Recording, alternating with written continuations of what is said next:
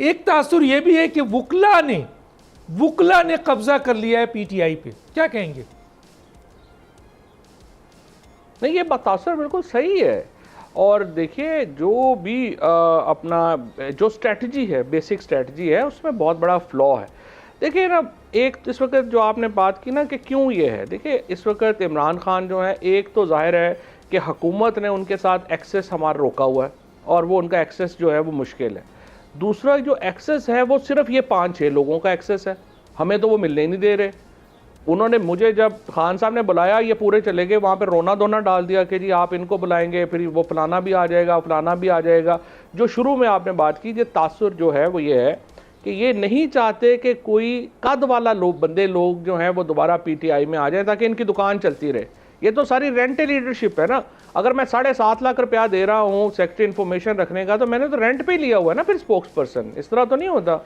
अब ये सारी जो रेंट लीडरशिप जो इस वक्त जो है वो इकट्ठी हो गई है, उसके नतीजे में पाकिस्तान के अवाम की बड़ी डिससर्विस हो रही है।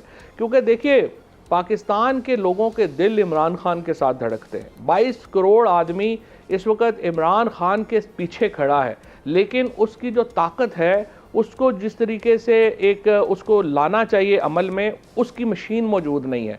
इमरान खान को ज़रूरत क्या है? 2 चीज़ों की ज़रूरत है, एक पॉलिटिकल एडवाइस की, और वो जो पॉलिटिकल स्ट्रेटजी इमरान खान बनाए उसके ऊपर एग्जीक्यूशन की। अब आप मुझे बताइए कि इनकी कोर कमेटी है, पॉलिटिकल कमेटी है, उसका एजेंडा सामने आना चाहिए ना। साल हो गया है, 1.25 साल हो गया इनको, कि उस आपने अपनी पॉलिटिकल कमेटी मीटिंग में, कोर कमेटी मीटिंग में क्या हदायत थी इमरान खान की, उनको क्या एग्जीक्यूशन की, आपने कैसे उसको जो आगे लेके गए। आपने सारा पहले आपको डॉक्टर साहब इसका एक्चुअली ज़्यादा याद होगा, कम लोगों को इल्म है कि जब 2013 का इलेक्शन था, उससे पहले भी हामिद खान साहब ने जाके इमरान खान को कहा कि इफ्तिखार चौधरी बड़ा हमारे साथ है और बड़ा फ्री एंड फेयर इलेक्शन होगा और आप फिक्र ना करें और ये इलेक्शन तो हम जीतेंगे और ये करेंगे। सारा बेड़ा गर्क करा दिया इलेक्शन में। 2013 को नून लीग को जो है वो डाल दिया।